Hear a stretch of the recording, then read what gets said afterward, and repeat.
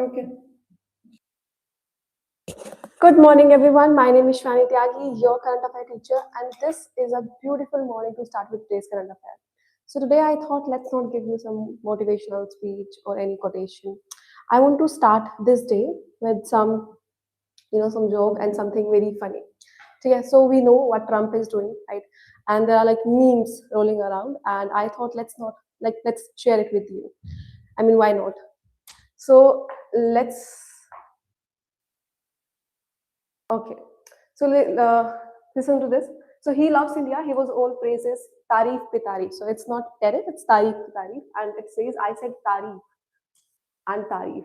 Now, this is very much funny. So it says, I make a decisions and something really bad happens. I convince my followers the problem is now magically solved and I reverse my stupid decisions, right?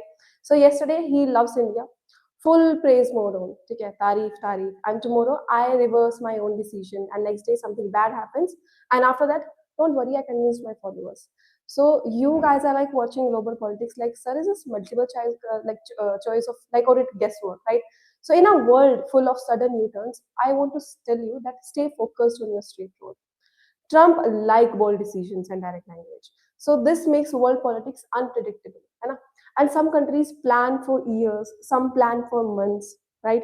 And this makes world politics more interesting. And some decide like instantly, according to today's mood, like just like Trump does. है ना? So when policy decisions have more swings faster than any exam preparation, that is tariff today, no tariff tomorrow. So I feel that even your timetable is like more stable than what exactly Trump's predictions come up. उससे ज़्यादा stability तुम्हारे timetable में होगी जो इनके decision making में. But then again, this is what we have. We have Trump who basically works according to his mood swings, according to his willingness, and according to his pattern. And we all are nothing but just following him. ठीक है? आप लोग क्या करते हैं? आप जो नई नई चीजें देता है, you are like just writing it down. ठीक है? Syllabus change होता जा रहा है, syllabus बढ़ता जा रहा है, right? And we, like all other country, we are just looking at his policies, criticizing him, right? Following him, right? Tired of his unpredictable behavior. But then again, this is what politics is, unpredictable. You do not know what can happen in any other second. किसी ने एक comment दे दिया, there is a war going on, है ना? And that's what exactly you have to learn here.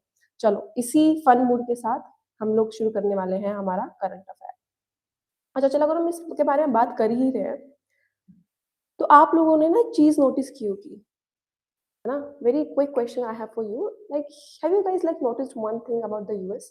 Whenever something happens in the world, US reacts like, okay, fine, but how does this affect me? Oil, my interest, trade, my profit, dollar, my power, allies only if they obey.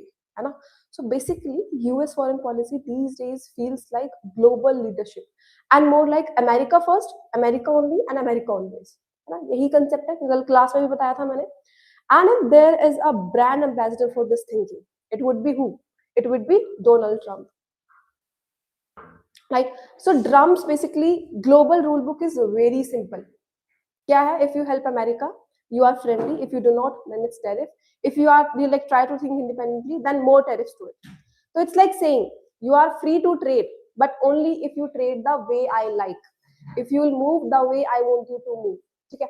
खुद की independency की बात सिर्फ paper तक होती है. Other than that Trump उन चीज को मानता ही नहीं है, उन सारी चीजों को सुनता ही नहीं है, राइट?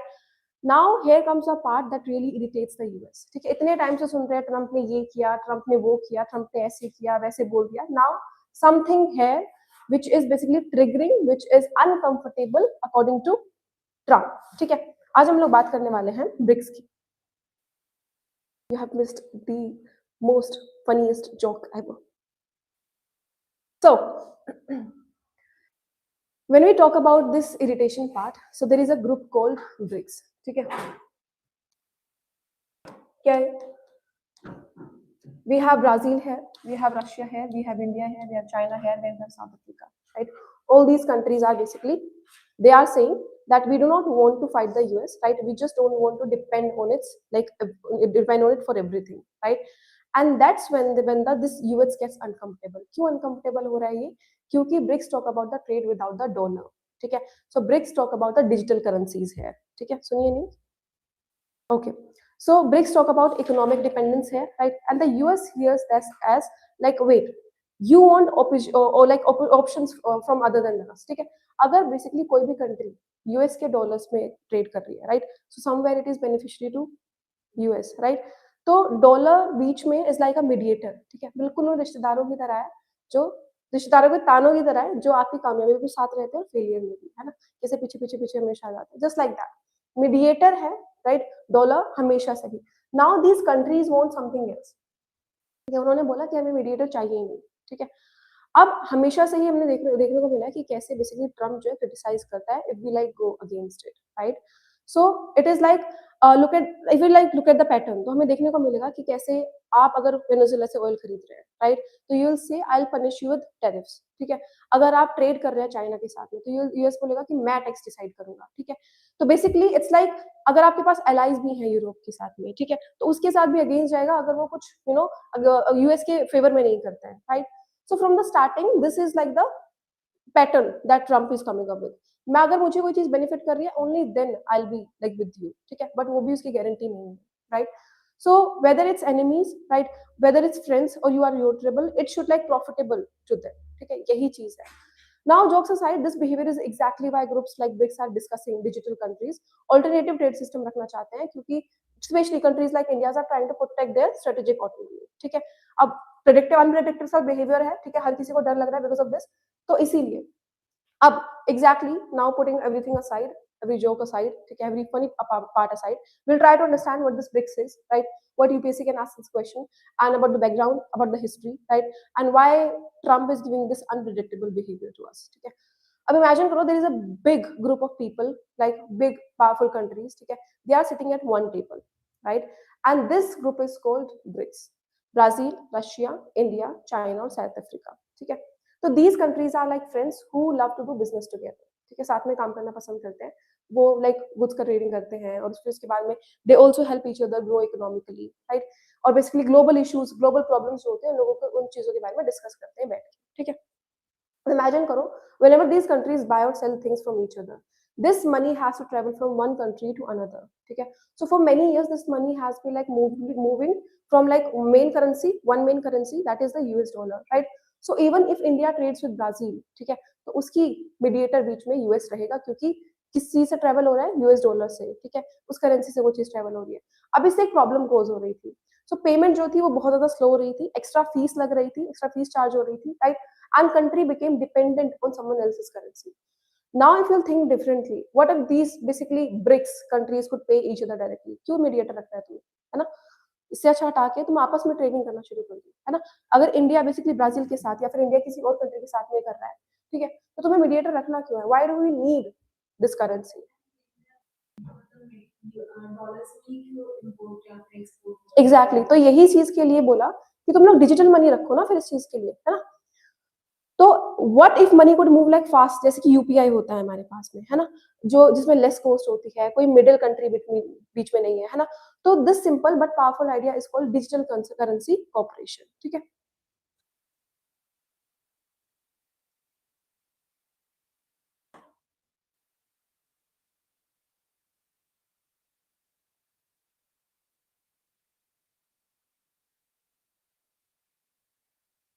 अब ये बना तो दिया गया है, ठीक है। Now with this Trump have a problem, ठीक है। सो it is about using modern technology so countries can trade easily, ठीक है, सेफली और इंडिपेंडेंटली यूज कर सके बिना रिलाय होने के यूएस पे, ठीक है। तो this is why basically BRICS countries are discussing digital currencies, ठीक है, not to replace money overnight but to prepare for the future for the global trade, है ना। अब डिजिटल करेंसी क्या है? तो digital currency is a money that exist only in electronic form, you can not touch it like cash, है ना। So but you can use it to pay. So there is like digital रुपये हमारे पास India में है, digital yuan China में है, digital real हमारे पास Brazil में है, दैट इज प्रपोज्ड, ठीक है। सो ये है हमारे पास central bank digital currency, that is CBDC, ठीक है। Basically this is central bank digital currency issued by central banks, ठीक है। Now why I cannot see a single chat here in the chat box?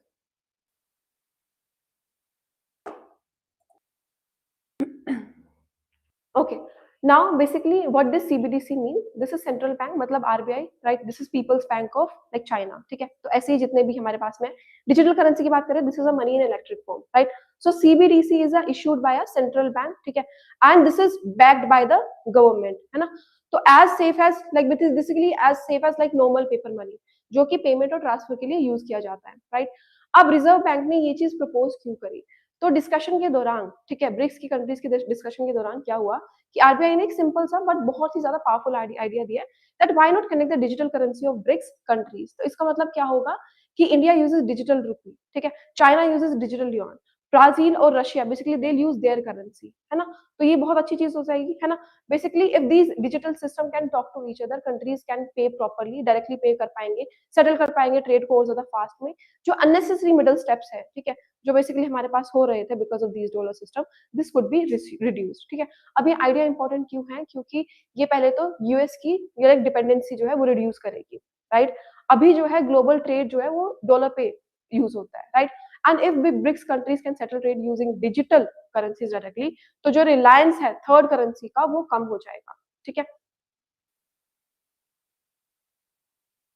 उसके बाद में हमारे पास faster और हमारे पास चीपर पेमेंट्स होंगी, है ना? तो क्या होगा, digital currency transactions they can be much quicker, जल्दी-जल्दी हो पाएँगी और लोअर फीस लगेगी उस चीज़ पे, राइट? फिर उसके बाद जो ब्रिक्स का जो कोऑपरेशन है, राइट? वो चीज़ भी बूस्ट होगी। अगर आप डिजिटल करेंसी से लिंक कर रहे हैं, तो ये क्या स्ट्रेंथ कर रहा है? इकोनॉमिक टाइज़ बेसिकली स्ट्रेंथ कर रहा है ब्रिक्स के बीच में, राइट? टेक्नोलॉजी और इनोवेशन यहाँ पे देखने को मिलेगी, राइट? कि कैसे बेसिकली फाइनेंशियल टेक्नोलॉजी जो है आगे बढ़ रही है, जिससे कि डिजिटल मनी यूज़ हो जाएगा, राइट? मतलब वो सेंट्रल है to global economic, people are using it, people are considering it, countries are implementing it, right? तो ये 4 पॉइंट समझ में अंडरस्टूड टिल है। अब एक और चीज़ है, अब हम चीज़ों के बारे में बात कर रहे हैं। Still we face issues to use UPI in other countries. Okay, is this some kind of a joke? Because I found it funny.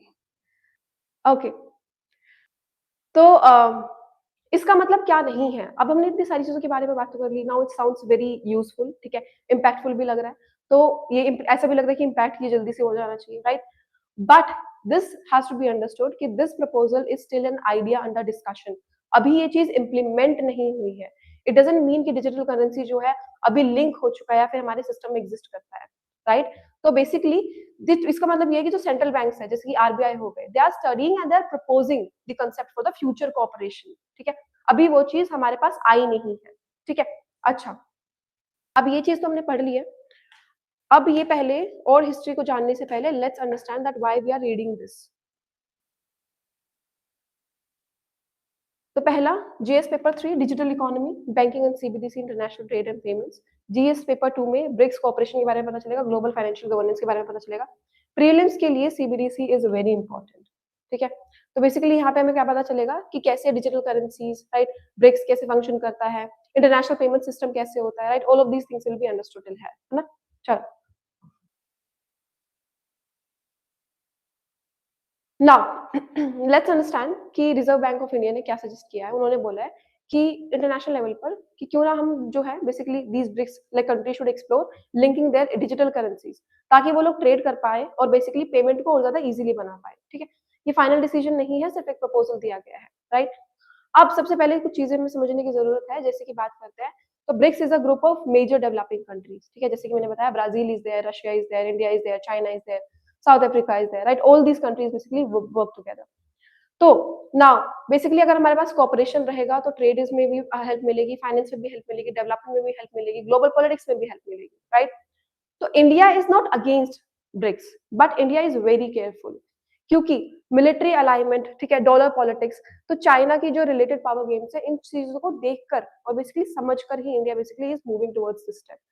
तो ये बैकग्राउंड बहुत जरूरी है आरबीआई को और नवल बेसिकली नेवल एक्सरसाइज को समझने के लिए, विच विल बी डिस्कसिंग। अब why does Reserve Bank of India want to link this BRICS digital currencies? क्या जरूरत पड़ी होगी?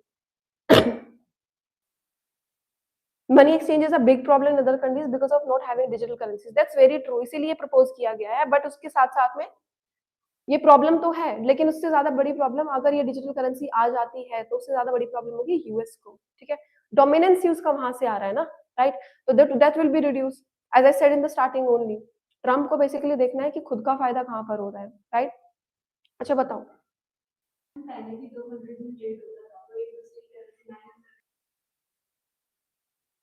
क्योंकि वो ज़्यादा स्ट्रॉन्ग पावर है इकोनॉमिकली। रुपी थोड़ी ना यूज़ करेंगे। ओके, नाउ आज की प्रॉब्लम क्या है? So basically when we talk about this digital payment, this is like a bridge between countries, है ना? तो आज की प्रॉब्लम क्या है? जब इंडिया ट्रेड करती है ब्राज़ील के साथ या फिर साउथ अफ्रीका के साथ में, तो पेमेंट जो जाती है हमारे पास यूएस डॉलर में जाती है। फॉरेन बैंक्स में जो पैसा जाता है that passes through this only, right? So इसकी वजह से डिले हो रहा था, एक्स्ट्रा कॉस्ट पड़ रही थी, डिपेंडेंसी बढ़ रही थी यूएस के सिस्टम पे। अगर इंडिया और ब्राज़ील को बेसिकली ट्रेड करना पड़ रहा है, तो भी basically dollar was sitting in the middle, ठीक है? तो आरबीआई का आइडिया आया सिंपल वर्ड्स में कि आप एक काम करो कि क्यों ना इस मीडिएटर को हटा दिया जाए, ठीक है? और डिजिटल करेंसी के साथ में कनेक्ट कर दो इस चीज़ को, ठीक है? इसका मतलब क्या है? इंडिया पे करेगा ब्राज़ील को डायरेक्टली, ठीक है? कोई डॉलर बिटवीन रहेगा ही नहीं, राइट? फॉरेन बैंक जो है वो कंट्रोल नहीं करेंगे, राइट? अब ये ट्रेड ईज़ियर कैसे बनाएगा? तो if basically this BRIC digital currencies are linked, तो पेमेंट और ज़्यादा फास्ट हो जाएँगी, पेपर वर्क जो है वो और कम रहेगा, right? Direct country to country payment रहेगी और अगर कंट्री टू कंट्री पेमेंट रहेंगी तो रिलेशंस भी और ज़्यादा अच्छे बढ़ेंगे, है ना? तो यही सारी चीज़ों को देखते हुए ये चीज़ प्रपोज़ की गई, ठीक है? अब यूएस डॉलर पर डिपेंडेंसी भी बढ़ जाएगी, यही चीज़ तो बेसिकली ट्रम्प को प्रॉब्लम दे रही है, right?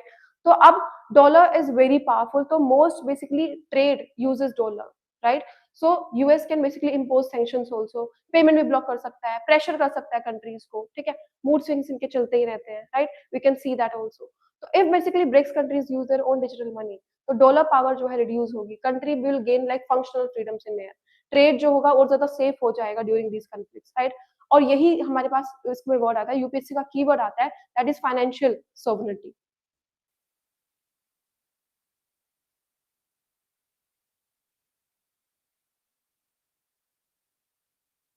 Right? So this is a UPSC keyword we have, ठीक है?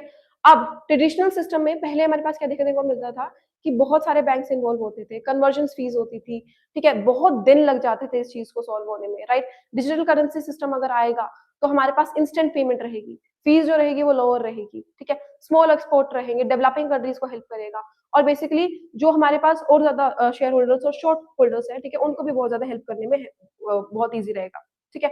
अब इंडिया के लिए इम्पोर्टेंट क्या है? इंडिया के लिए ये चीज़ कहाँ पर आके खड़ी होती है? तो इंडिया के पास डिजिटल रूपी है, ठीक है? So this strong fin ecosystem is there. So India wants to basically lead the Global South. They want to shape new global financial rule, ठीक है? रिड्यूस करना चाहते हैं वेस्टर्न फाइनेंशियल डोमिनेंस, ठीक है? लेकिन स्मार्टली, ठीक है? ऐसा नहीं है कि वो सामने से जाके क्रिटिसाइज़ कर देंगे, नहीं। सो ये प्रपोज़ल बेसिकली में दिखाता है कि इंडिया की लीडरशिप कैसी है, आरबीआई का ग्लोबल रोल कैसा है, इंडिया लॉन्ग टर्म के बारे में सोचती है और सिर्फ इमोशनली डिसीजंस नहीं लेती है, ठीक है? अभी क्यों इम्प्लीमेंट नहीं हुआ है? क्योंकि ये बहुत ज़्यादा कॉम्प्लेक्स है। प्रॉब्लम क्या-क्या देखने को मिलेगी जैसे कि different laws in each country will be there, right? Technology जो है अलग-अलग है, ठीक है? डिजिटलाइज़ेशन हर कंट्री में तो नहीं है, इम्प्लीमेंट करने में बहुत टाइम लग जाएगा, right? So this cyber security risk is also there, right? Political tension is also there, specially China के साथ में तो इतनी ज़्यादा, ठीक है? इन सारी कंट्रीज़ को मिलाना, right? And basically to make them agree on this, specially when we have US जो इस चीज़ को क्रिटिसाइज़ कर रहा है ना? तो ये सारी की सारी चीज़ें देखनी पड़ेंगी और उसके बाद में कहीं जाकर इम्प्लीमेंटेशन होगा, राइट? तो अब this BRICS plus naval exercise ये भी समझ लेते हैं कि ये क्या है?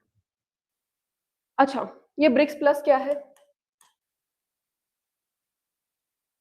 Now when we talk about this, so we not only have this BRICS member, they basically include and invite basically partner countries also. ठीक है? So these exercises are not officially BRICS military alliances. मतलब they are like host-led non-installationist और optional होती है मतलब these are crucial for understanding India's decision also. ठीक है? अब there is a concept of will for peace 2026 also. ठीक है? इसके बारे में भी मैंने पहले न्यूज़ पढ़ी थी and you were present there. तो ब्रिक्स प्लस नेवल एक्सरसाइज, ठीक है? This conducted near Simon's Town, ठीक है? और यहाँ पे क्या हुआ था? केप टाउन के पास में था, बताया था ना? और होस्ट किसने किया था? साउथ अफ्रीका ने होस्ट किया था। तो पार्टिसिपेंट कौन-कौन थे इसमें? चाइना था, रशिया था, ईरान था, यूएई था, साउथ अफ्रीका थे, ठीक है? ऑब्जर्वर कौन-कौन थे? ब्राज़ील हमारे पास में था, राइट? इजिप्ट था, इथियोपिया था, इंडोनेशिया था, all these countries were there, ठीक है? नॉन पार्टिसिपेंट कौन थे? इंडिया, ठीक है? Brazil, basically Brazil opted out of active role, right?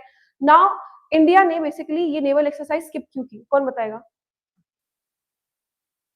इस पर मैंने पहले भी न्यूज़ बनाई थी।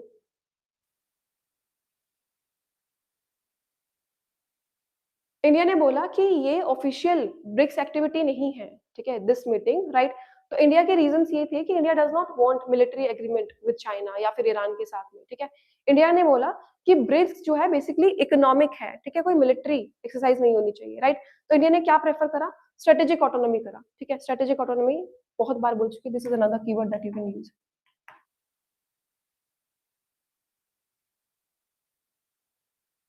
ठीक है, as I said in the beginning only, India basically is thinking for a long term और बहुत स्मार्टली प्ले कर रहा है, राइट? तो इंडिया ने अवॉइड करा कोई भी रॉन्ग मैसेज या फिर कोई भी रॉन्ग सिग्नल भेजने के लिए इंडो पैसिफिक पार्टनर्स को, right?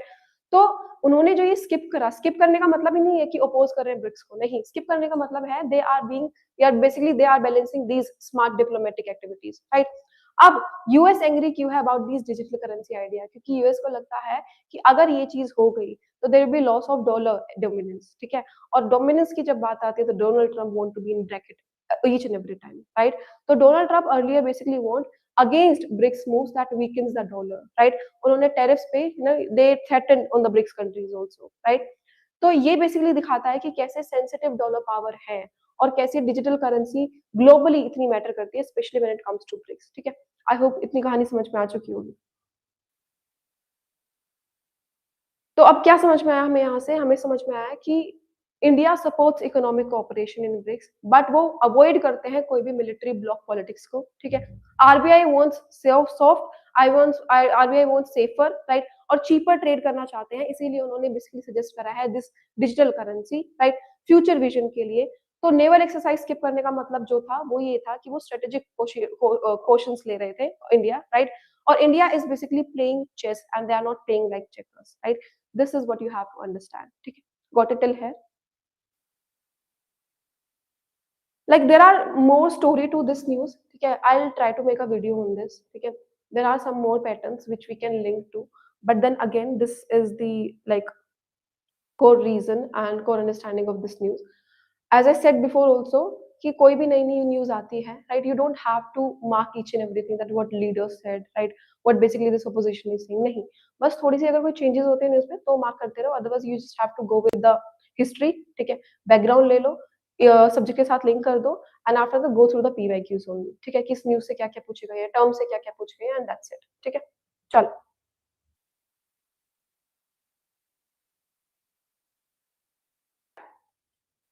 Question.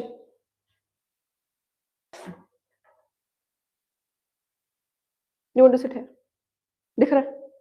Okay.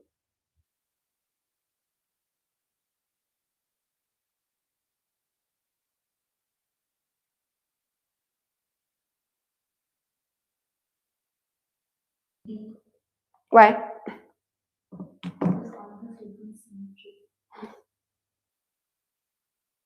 D is second also correct?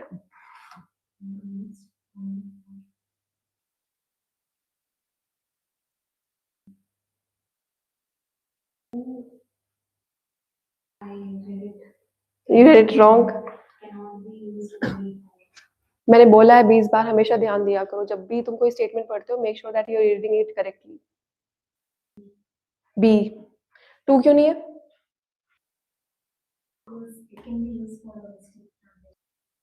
हाँ, ठीक है। So we have correct answer 1 and 3। Very good, it's B. Good बच्चे। जब भी एमसीक्यू करते हो ना, specially for prelims, make sure that you are focusing on these words, ठीक है? बहुत इंपॉर्टेंट रोल प्ले करते हैं और यही चीज यू हैव टू प्रैक्टिस हो, ठीक है? चलो अगली न्यूज की तरफ पढ़े। Why I can not see? Question नहीं दिख रहा है, क्यों नहीं दिख रहा है क्वेश्चन? Question is here. ये लो क्वेश्चन देखो। Is it visible now?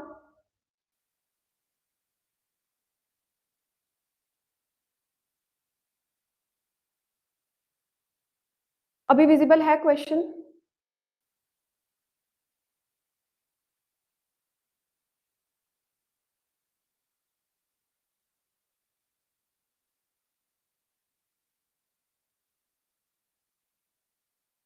चलो,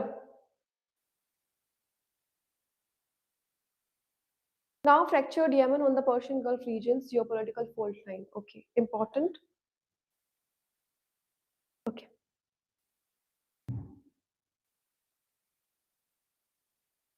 तो वर्ल्ड में कंपटीशन इज मस्ट, ठीक है? बट जब क्वेश्चन ये आता है ना कि can it be like question, अगर when it comes on human values, या फिर ग्लोबली इम्पैक्ट कर रहा है, right? So these things should be question when we talk about competition, right? अब इमेजिन करो एक रीजन जहाँ पे मेजर पावर्स रहती है, छोटी बड़ी सारी की सारी, and they are like watching, they are competing, ठीक है, और एक दूसरे के इवेंट्स को इन्फ्लुएंस कर रही है, ठीक है। तो इस रीजन की बात हम कर रहे हैं, वो है हमारे पास मिडल ईस्ट, ठीक है, specially around the Persian Gulf, right? Basically a strategic area जहाँ पे ग्लोबल एनर्जी है, ट्रेड रूट्स आर देयर, ठीक है, world politics is basically happening there, right? अब picture a country right on the southern tip of basically Arabian peninsula, ठीक है, border border border किसके साथ में मिले हुए हैं? सऊदी अरेबिया के साथ में, right? And they are basically busiest sea passage, ठीक है, वहां पर इंक्लूड करते हैं, and there is this Babel el Mandeb strait, right, जिसके बारे में दिखाऊंगी भी मैं, राइट? तो यहाँ पे millions of basically barrels of oil are there, जो गुड्स है वहां पे हर रोज बहुत ही ज्यादा लार्ज नंबर में पास होता है, right? And this country that we are talking about is Yemen, right? इतने टाइम से Yemen has not been like peaceful, instead of being a quiet neighbour it has become a fractured battle ground, ठीक है, जहां पर basically internal conflict major number पर हो रहा है, and outside also we can see कि इंटरेस्ट भी दिखाई दे रहा है कि उस कंट्री में बेसिकली जो दूसरी कंट्रीज है वो इंटरेस्टेड है, right? And it is making one of the most geopolitical fault lines in the region, ठीक है। और मैंने पहले भी बताया, जब भी कोई एक कंट्री पर, राइट, कोई भी basically they are fighting is going even internally also, right, other countries basically take participation in this, ठीक है, क्योंकि इंटरनली भी अगर कोई कंफ्लिक्ट होता है तो ग्लोबली भी वो चीज इम्पैक्ट करती है, राइट? अब यमन पे अगर कोई चीज इट इज हैपनिंग, तो why basically it is impacting other countries also, that will also discuss, ठीक है। चलो, अब यहाँ पर there is a word that is given to us, fractured, ठीक है। जब भी कोई न्यूज आती है और कोई भी यहाँ पर टर्म यूज होती है, that you can use in essay also, ठीक है, तो in that term you can use it, और as a quotation also you sometime can put it, ठीक है। अच्छा, अगर हम इस चीज के बारे में बात कर रहे हैं, तो येमेन जो है स्टेबल नहीं है बहुत टाइम से, right, and it is a unified country right now. तो basically inside different groups they control different different parts of the nation. तो यहाँ पे कोई स्ट्रॉन्ग गवर्नमेंट नहीं है, राइट, कोई अथॉरिटी नहीं है जो पूरी कंट्री को बेसिकली मैनेज करके चल सके। इंटरनल फाइटिंग जो है वो बहुत टाइम से, बहुत सालों से यहाँ पर देखने को मिल रही है, और इसी की वजह से ह्यूमैनिटेरियन क्राइसिस और पॉलिटिकल इंस्टेबिलिटी वो भी देखने को मिल रही है। इसकी वजह से क्या हो रहा है कि लोकल एक्टर्स, मतलब these groups inside Yemen, right, they are basically fighting for powers, regional powers, मतलब हमारी जो नेबरिंग कंट्रीज है, राइट, वो भी अलग अलग साइड को सपोर्ट कर रही है, ठीक है। ऐसे समझो कि हमारे पास ये येमेन है, राइट, अब यहाँ पर एक ग्रुप है which is basically which wants to be an authority, right, which wants to control Yemen. Now there is another group जो कंट्रोल करना चाहता है, राइट, यमन को। So there are different different groups, और कंट्रीज जो neighbouring countries है, what they are doing, they are participating in it by supporting these groups, है ना? तो it's like a battle field, Yemen एक बैटल फील्ड बन चुका है for other basically countries also, right? So इसी की वजह से this mix of local, regional, international involvement, this basically fractured Yemen politically and military also, ठीक है। मतलब येमेन जो है it is unstable and it is caught in the middle of a powerful interest, ठीक है। बाकी कंट्रीज को basically इसमें इंटरेस्ट दिखाई दे रहा है, सिर्फ यही रीजन नहीं है, रिसोर्सेज का भी रीजन है विच विल डिस्कस अभी, ठीक है। अब पर्शियन गोल्फ रीजन के लिए ये बेसिकली येमेन बहुत ज्यादा इंपॉर्टेंट है। क्यों इंपॉर्टेंट है? So many people think that Yemen is just poor, या फिर वो ट्रबल्ड कंट्री है, ठीक है, जिसके अंदर में बहुत ज्यादा केओटिक चीजें चल रही हैं, दैट्स इट, ठीक है। But in world politics Yemen जो है वो बहुत ज्यादा इंपॉर्टेंट है, not because it is powerful but because where it is located, who is basically fighting over it, ठीक है। अब इस चीज को स्टेप बाय स्टेप समझेंगे कि एग्जैक्टली प्रॉब्लम क्या है। तो अब अगर हम बात करते हैं लोकेशन की कि ये क्यों ज्यादा इंपॉर्टेंट है, right, why this position is dangerous and why this position is powerful also, ठीक है। तो यमन जो है it is located to a very narrow sea route that is called Babel Mandeb. So this is basically located near है Babel Mandeb strait, ठीक है। तो ये नैरो सी रूट है that is called Babel Mandeb strait. So this strait basically contains what, Arabian Sea और red Sea, right, and through the Suez canal that ship reaches to the these sea, right, and basically not only this is connecting red sea also, and further it is connecting to Europe and Arabian Sea, right। अब यही चीज नहीं, there is a huge amount of global trade that is happening, ठीक है, बहुत ज्यादा amount of like quantity of oil is basically export and import from here, ठीक है, that basically moves between Asia, Europe और Africa से, ठीक है, and all passes through this route only, right।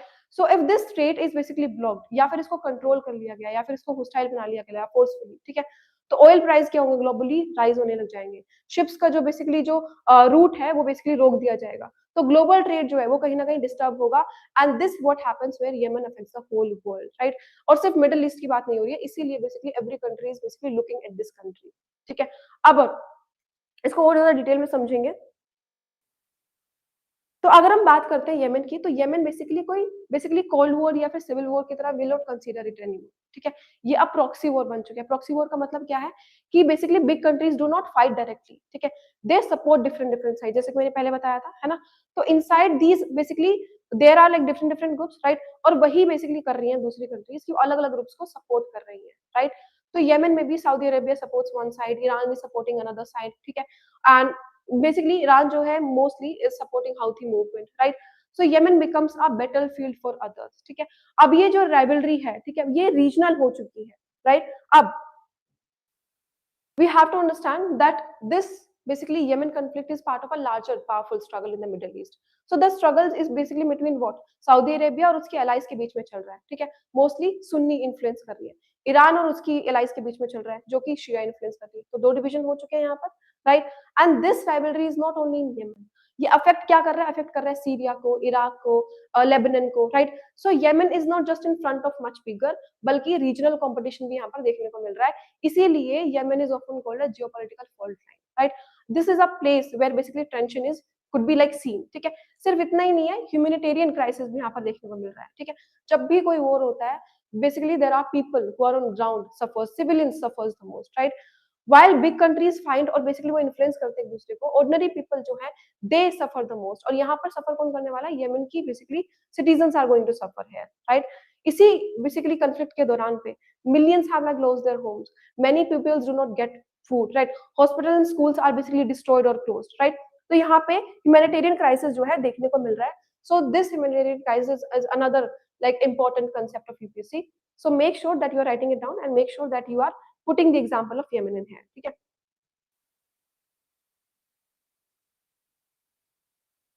अब मैप देखोगे केयरफुली, ठीक है, तो आपको दिखेगा the country here is Yemen, right. Yemen is important क्यों, क्योंकि इट इज वेरी रिच, ठीक है, क्योंकि ये जिस लोकेशन पर है, राइट, वो बेसिकली यहाँ पर बहुत सारे रिसोर्सेज है, एक्सपोर्ट इम्पोर्ट की चीजें बहुत होती है, राइट। सी रूट का रास्ता ये जाता है, कंट्रीज को ये चीज कनेक्ट करती है, right. Now near Yemen you will see that there is a very important water route that is Babel Mandeb strait, right, this Babel Mandab Strait. So now what this strait do, this strait connects to the Red Sea with the Arabian Sea, ठीक है, यहाँ पे, right. और फिर उसके बाद में आगे चल के हमारे पास में this Red Sea further connects to the Europe, while the another basically Arabian Sea connects to the Asia, right. So ये जो सी रूट है, this becomes a shortcut between Europe और एशिया के बीच में, right. Now if you ask yourself कि जो ये बेसिकली कनेक्शन है, how it will help Europe और एशिया के बीच में, basically this connection is giving to us, तो ये हेल्प क्या कर रहा है। तो basically this is basically a shortcut जो हेल्प कर रहा है ऑयल में, गैस में, गुड्स में, कंटेनर्स में, बिग शिप्स में। Every single day thousand of ship like passes through this narrow strait, right? In fact, almost 10 to 12% of global trade passes through this sea route, right? इसीलिए बहुत ज्यादा important हो जाता है। अगर यहाँ पे कंफ्लिक्ट होता है, राइट, अगर यहाँ पे कंफ्लिक्ट स्प्रेड होता है येमेन में या फिर इसके आजू बाजू के स्ट्रेट में, तो ships can be attacked, oil supply जो होगा वो रुक जाएगा, प्राइजेस जो है ऑयल के वो बढ़ जाएंगे, all over the world it will impact. तो जो हमारा ग्लोबल ट्रेड है वो कहीं ना कहीं डिस्टर्ब होगा, है ना। So even if a problem starts in Yemen, तो बेसिकली हेल्प करे, बेसिकली इम्पैक्ट करेगा यूरोप को भी, एशिया को भी, अफ्रीका को भी, and the whole world, right. So this is why Yemen's basically instability is like worries each and every country, and everyone is basically looking eye at this, ठीक है, what it is है, understood।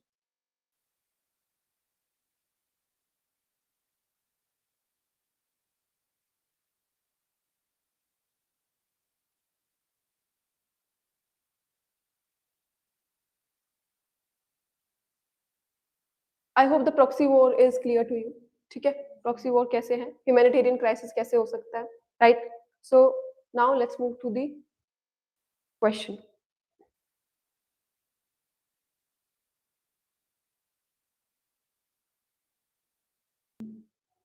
Y B,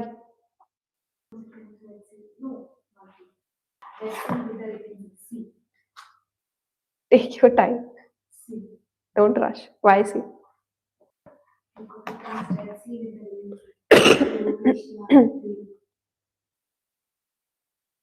yes, I can not see answer on portal अभी तक।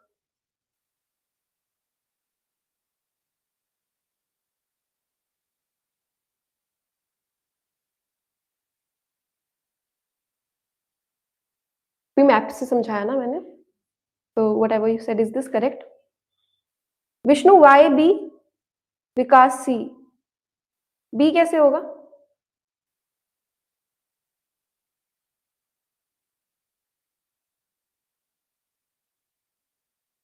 अभी तो बोला कि red सी से अरेबियन सी को कनेक्ट करेगा।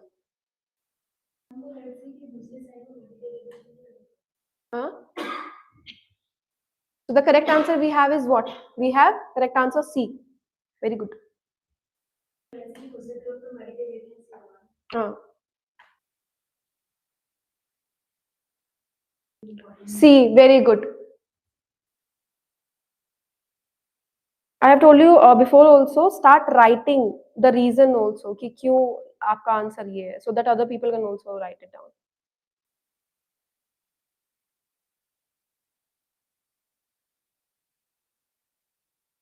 चलो,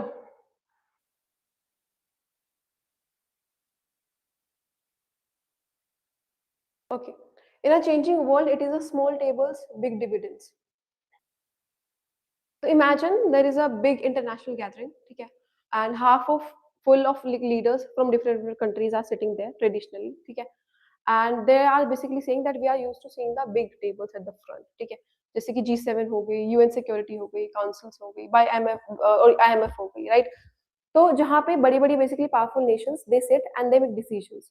now think that if small tables जहाँ पे very smaller countries are no traditional grouping sitting together, they begin to influence global decisions, ठीक है?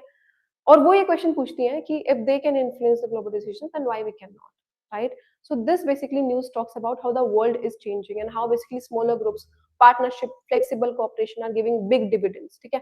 मतलब बहुत ज़्यादा बड़े-बड़े बेनिफिट्स दे रही है, ठीक है? इंटरनेशनल रिलेशंस में, ग्लोबल इकोनॉमिक्स में, राइट? सो यही चीज़ हम पढ़ने वाले हैं कि हम कांसेप्ट पढ़ने वाले हैं बिग टेबल्स का और बेसिकली स्मॉल टेबल्स का, right? And we are understanding now how world is changing, how technology is changing, how development is happening in basically these small countries also, and how they are also developing and how they are influencing the decision makings, ठीक है? अब ये ऐसी वाली बात होगी कि घर में जैसे बड़ों की सुनी जाती है, छोटों की नहीं सुनी जाती है ना? अब now basically those junior are saying कि हम लोग भी अब लोग बड़े हो चुके हैं and we should also get the chance to speak, right? हम लोग भी चीजें इन्फ्लुएंस कर सकते हैं, right? Now so, when we talk about this big tables, they basically represent traditional global power structure, ठीक है? इंक्लूड करते हैं ग्रुप जैसे कि हमारे पास G7 हो गया, बहुत ज़्यादा फाइनेंशियल इंस्टीट्यूशंस हो गए and they have dominated basically decisions also. World war 2 से भी वो बेसिकली डिसीजंस लेते जा रहे हैं, ठीक है? वहीं से उनका डिसीजन मेकिंग शुरू हुई और अब तक भी वो लेते जा रहे हैं, राइट? स्मॉल टेबल्स की बात करें तो यहाँ पे नए कोलिशंस बेसिकली फॉर्म हो रहे हैं, ठीक है? इंक्लूड हो रहा है स्मॉलर और मिडल पावर कंट्रीज, ठीक है? फॉर्म हो रहे हैं लाइक बेसिकली अलग-अलग इश्यूज, टेक्नोलॉजी, क्लाइमेट, ट्रेड, ठीक है? And they are flexible and they are practical, right? तो यहाँ पर इस न्यूज़ में बात की जा रही है कि जो ग्लोबल लैंडस्केप है वो बेसिकली शिफ्ट हो रहा है from big tables to mix of big and small tables. ऐसा नहीं है कि सिर्फ स्मॉल टेबल्स ही basically they are taking decisions बस, ठीक है? और basically we are removing the decision making of big tables, but नहीं. There could be seen basically the mix of both these things, है ना? तो यही चीज़ की बात हो रही है. अब स्मॉल टेबल्स की बात करेंगे. स्मॉल टेबल्स है क्या? तो ये रीजनल ग्रुपिंग्स है, ठीक है? ASEAN is there, African Union is there, ठीक है? इश्यू बेस्ड कोलिशन की बात करते हैं जैसे कि क्लाइमेट पार्टनरशिप हो गई, डिजिटल अलायंसेस हो गई. इकोनॉमिक फॉर्म की बात करें तो ये इन्वॉल्व करेगा बेसिकली जो भी हमारे पास इमर्जिंग इकोनॉमिक जैसे कि हम ब्रिक्स की अभी बात कर रहे थे, राइट? जो G20 एंगेजमेंट ग्रुप्स होगी उनकी. तो क्लाइमेट टेक्नोलॉजी पार्टनरशिप यहाँ पे देखने को मिलेगी. तो बेसिकली विशाल मैं मंडे टू फ्राइडे लेक्चर्स लेती हूँ बच्चे. मंडे 7 डेज नहीं, मंडे टू फ्राइडे. क्यों नहीं लेती है? एक दिन तो सबको मिलना चाहिए ना? क्यों नहीं लेती? बट सैटरडे को भी हमारे पास वीकली करंट अफेयर्स होते हैं and Nishant sir take that, तो you can engage in there, ठीक है? But I take current affairs Monday to Friday.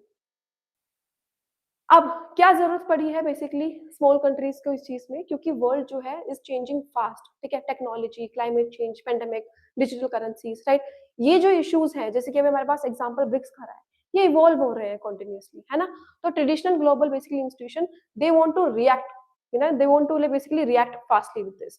तो जो स्मॉलर ग्रुपिंग्स हैं वो और ज्यादा फ्लेक्सिबल है, क्योंकि वो अपनी स्पेसिफिक नीड से बहुत जल्दी मीटअप कर सकती है, ठीक है। कोऑपरेटिंग बहुत जल्दी हो सकता है, ग्रीन टैग। अब इसका एग्जांपल ना ऐसे लेते हैं जैसे कि पंचायत, ठीक है। वहां पर अगर कोई डिसीजन मेकिंग आपको पुट करनी है, कोई रूल्स एंड रेगुलेशन आपको उस गांव में पुट करना है, तो पंचायत के थ्रू बहुत आराम से हो जाएगा, है ना। लेकिन अगर हम सेंट्रल गवर्नमेंट से कोई डिसीजन मेकिंग या कोई रूल्स एंड रेगुलेशन पुट करवाना चाहते हैं, तो इट विल टेक टाइम, है ना। तो यही डिफरेंस है बेसिकली। स्मॉलर जो ग्रुप्स है वो बहुत ज्यादा फ्लेक्सिबल है हमारे पास में। This basically they give voice to more countries, ठीक है। emerging countries can like shape rules, they can shape politics, है ना। बेसिकली उन्हें फॉलो करने के बजाय में we can basically shape also, right. वो और ज्यादा प्रोड्यूस करेंगे रियल और practical outcome, right. For example हमारे पास क्लाइमेट कॉलिशंस हो गया, right. They have like the more like more than a larger neutral forum, ठीक है। तो अगर आसान शब्द में समझा जाए तो यहाँ पे बात हो रही है कि in a changing world flexible cooperation around smaller table is there and focused on basically solving specific issues. This can deliver bigger benefit, ठीक है। अगर बेसिकली छोटी छोटी कंट्रीज आपस में बेसिकली सॉल्व करना इशू शुरू कर देंगी तो globally will also it impact, right. अब यूपीएससी का रेलेवेंस देखेंगे पहले इससे, that why we are studying this news. तो जीएस पेपर 2 की बात करें तो we have international relations, global governance, changing world order, ठीक है। जीएस पेपर 3 की बात करें ग्लोबल इकोनॉमी की बात हो रही है, क्लाइमेट टेक्नोलॉजी कॉपरेशन की बात यहाँ पे हो रही है, right. So basically this is telling to us कि डिजिटल और टेक्निकल जो गवर्नेंस डिस्कशंस होते हैं वो कैसे होते हैं, क्लाइमेट चेंज पार्टनरशिप्स होती हैं वो कैसे होती हैं, ठीक है। ऐसे पेपर के लिए बहुत इंपॉर्टेंट है, राइट, कि कैसे multi polarity is there, right. And basically जो हमारे वर्ल्ड ऑर्डर्स है वो कैसे इमर्ज हो रहे हैं, राइट। और हमारे कंसेप्ट जैसे कि ब्रिक्स हो गया, ASEAN, G20, right, multilateralism, all of these basically are discussed है। अब यहाँ पर बात करते हैं कि बिग टेबल्स का मतलब हमें समझ में आ चुका है, ठीक है। प्रॉब्लम्स क्या है बिग टेबल्स के साथ में? तो प्रॉब्लम ये है कि बहुत सारी कंट्रीज हैं, ठीक है। अगर बहुत सारी कंट्रीज है तो स्लो डिसीजंस होंगे, ठीक है।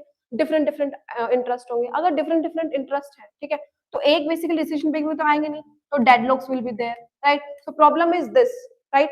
तो इसके साथ साथ में world power structure is there, ठीक है। अब जो नई पावर आ रही है, जो नई डेवलपमेंट आ रही है, they are like feeling ignored there, ठीक है। रूल्स जो है वो बहुत ज्यादा रिजिड है, राइट। बेसिकली नई इनोवेशन के लिए, नई चीजों के लिए अडेप्टेशन में प्रॉब्लम आ रही है, राइट।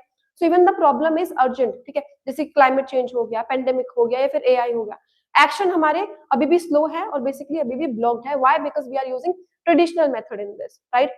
अब स्मॉल टेबल्स की बात कर लेते हैं। तो स्मॉल टेबल्स का मतलब है small groups of countries that is working together in one specific issues, right? They are also called minilateral groups, ठीक है। मतलब issue based coalition होता है उनका, ठीक है। अब ये small countries sorry small tables ज्यादा एफिशिएंटली काम क्यों करती है? क्योंकि कम कंट्रीज है, फ्यूअर कंट्रीज आर देयर। अगर फ्यूअर कंट्रीज इज देयर मतलब फास्ट डिसीजंस होंगे, इनका इंटरेस्ट भी सेम रहता है, अभी तो दे आर मीटिंग अप, है ना। जैसे क्लाइमेट चेंज हो गया, फिर कोई भी छोटे छोटे डिस्कशंस हो गए, तो इसीलिए for the same interest they are meeting up. अगर सेम इंटरेस्ट है तो कंफ्लिक्ट है ही नहीं, less conflict will be there. अगर लेस कंफ्लिक्ट है तो इसका मतलब फ्लेक्सिबल रूल्स भी होंगे, ठीक है। फ्लेक्सिबल रूल्स है मतलब एक्शन क्विकली लिया जाएगा, राइट। प्रैक्टिकली फोकस किया जाता है, रियल सॉल्यूशंस दिए जाते हैं, right. This is why small tables are very much important, ठीक है। और अब ये बात करेंगे कि स्मॉल टेबल्स इतनी ज्यादा ग्रो क्यों कर रही है। जैसे कि मैंने बताया, पहले भी मैंने इस चीज के बारे में बात किया, मल्टीपोलर के बारे में, कि हमारा जो वर्ल्ड है इज बिकमिंग मल्टीपोलर नाउ, ठीक है। मल्टीपोलर वर्ल्ड का मतलब क्या है कि that no single country dominates now, ठीक है। पावर इज बेसिकली डिवाइडेड, कि पहले एक कंट्री का डिवीजन है, राइट। ऐसा नहीं है, पावर डिवाइड हो रही है now. Basically these developing countries are developing more, they are also moving towards the innovation, they are also moving towards the development, right. तो यही चीज हमें देखने को मिल रही है कि कैसे power is shared among everyone, US, China, India, Europe, middle east powers, right. All of these are basically participating in such things. In such a world, one size fits all the institutions and they don't work well. So countries prefer focused partnership, है ना, एक साथ मिलके काम करना पसंद करती है। So this is why these small tables are working more efficiently और decision making में ये और ज्यादा helpful रहती है, ठीक है। इंडिया के लिए इंपॉर्टेंट क्यों है ये? क्योंकि India is not always powerful in all institutions, ठीक है। Small tables allow India to basically shape rules, discussions lead करने के लिए, फास्ट एक्ट करने के लिए। इंडिया प्रेफर करता है इशू बेस्ड लीडरशिप को, और डोमिनेशन वो कभी प्रेफर नहीं करता है, राइट। और ब्रिक्स उसके लिए सबसे बड़ा एग्जांपल है इस चीज के लिए, right. I hope this is understood to you. News समझ में आ चुकी होगी किसके बारे में बात कर रहे हैं हम लोग। तो हमारे पास क्या क्या कीवर्ड्स मिले हैं यहाँ से इस न्यूज से। पहला हमारे पास मिला मल्टीलेटरलिज्म, ठीक है, कि कैसे बड़ी बड़ी इंस्टीट्यूशंस, बड़ी बड़ी countries basically they are working together, ठीक है। मल्टीलेटरलिज्म के बाद हमारे पास आता है ग्लोबल गवर्नेंस, कि कैसे how the world basically makes rules और कैसे कोऑपरेट करते हैं एक दूसरे के साथ में। इश्यू बेस्ड कोलिशन की बात करें कि ग्रुप कैसे फॉर्म होते हैं only to solve one problem, and this could be seen in what small tables में ये चीज देखने को मिलती है कि कैसे उनके पास सेम इश्यूज होते हैं, same conflict is there, same problem is there, right, and they are working on that, और फिर उसके बाद में कोई कॉन्फ्लिक्ट भी नहीं होता ज्यादा, easily the problem could be solve, ठीक है। तो ये कीवर्ड्स हमारे पास इस न्यूज के दौरान हमें मिले हैं, ठीक है। आई hope this is understood you.